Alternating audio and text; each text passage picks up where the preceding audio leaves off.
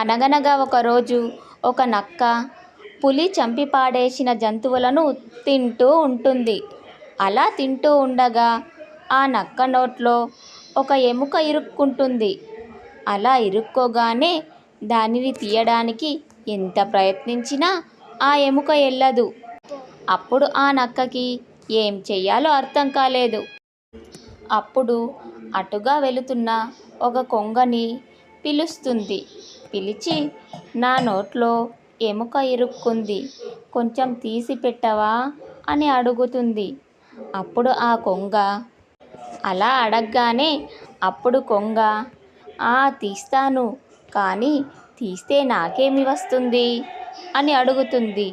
అప్పుడు నక్క, నీవు తీస్తే నీకు ఒక చక్కని బహుమానం ఇస్తాను అని చెబుతుంది.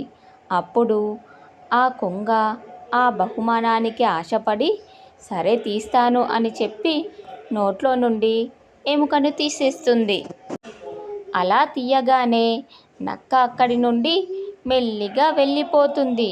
అలా వెళ్ళిపోయేదాన్ని ఆ కొంగ ఆపి ఇలా అంటుంది, ఏంటి వెళ్ళిపోతున్నావు?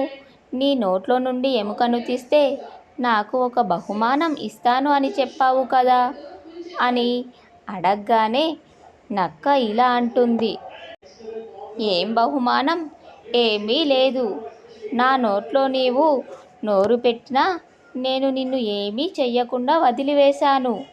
అదే నీకు గొప్ప బహుమానం అని చెబుతుంది.